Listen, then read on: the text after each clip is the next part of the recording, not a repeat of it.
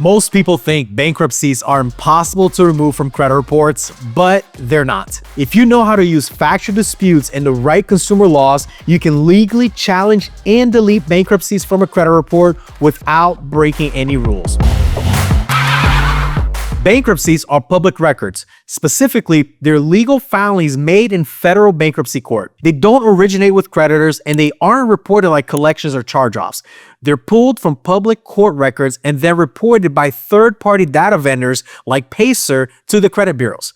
That alone opens up a multitude of opportunities to challenge the accuracy, legality, and reporting of the record. So let's talk about the legal framework that gives you leverage to challenge a bankruptcy. First, we have the FCRA, the Fair Credit Reporting Act. Section 611 gives you the right to dispute inaccurate, incomplete, or unverifiable information. Section 607B states that all data must be reported with maximum possible accuracy. Section 623 says that furnishers of information, including third-party vendors, must ensure accurate and verifiable data. Next, we have FACTA, the Fair and Accurate Credit Transactions Act. It gives consumers the right to a clear and accurate credit file and the ability to challenge errors in public record reporting. Your job is not to challenge whether the bankruptcy happened, but whether the credit bureaus can legally prove the way they're reporting it is accurate, complete, and verifiable. So let's talk about why bankruptcies are often reported inaccurately. This is where most people miss the mark.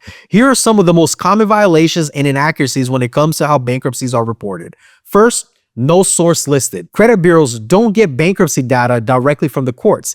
They buy it from third-party vendors. If there's no source listed or it says verified through public record with no name or contact, that's unverifiable. Second, inaccurate filing dates. The filing date, discharge date, and status must be accurate across all bureaus. If even one bureau shows the wrong information, that's a violation of Fair Credit Reporting Act Section 607B. Third, missing or incomplete case numbers. The full case number should be available in the report if it is used as verification. No case number equals unverifiable data. Fourth, inconsistent info across the bureaus.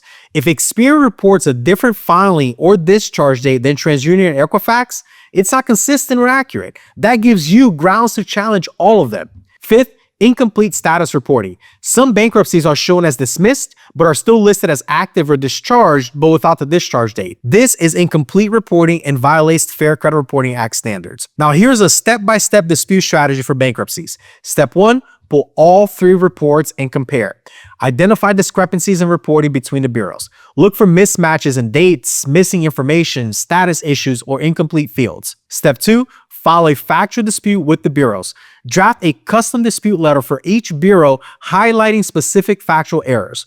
Use language like the bankruptcy listed under public records does not include a source or verification method.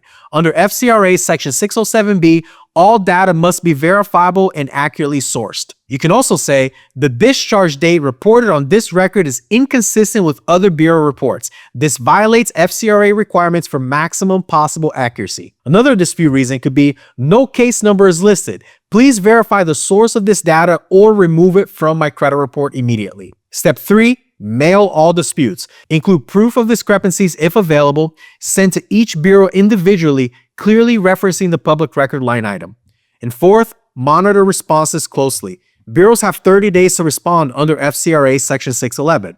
If they verify without naming a source or the reporting remains inaccurate, that becomes grounds for escalation. So here's when escalating the dispute could come handy. If the bureaus respond with verified, but do not provide the actual source, or if they fail to correct errors you pointed out, here's what to do next. You can file a complaint with the CFPB. Report that the bureau is reporting unverifiable or inconsistent public record data. Include screenshots or copies of the reports showing the discrepancies. You can also send a second-level dispute.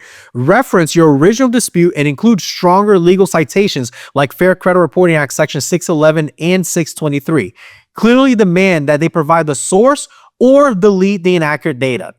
Third, you can include a statement of inaccuracy. Under the Fair Credit Reporting Act, you're allowed to include a consumer statement with your report if a dispute is unresolved. Now, this is not going to remove the item, but it can become a strategic pressure move during your escalation steps. You can also file a notice of intent to litigate. If the record is clearly false or unverifiable, you can notify the Bureau of your intent to pursue legal action.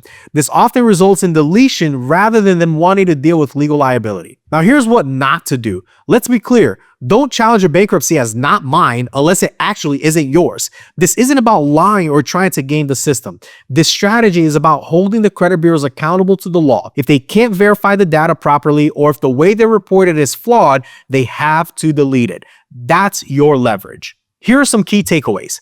Bankruptcies are public records, but that doesn't mean they can't be challenged and disputed. Use the Fair Credit Reporting Act to demand maximum accuracy and full verifiability. Challenge inconsistencies, missing data, and unverifiable reporting.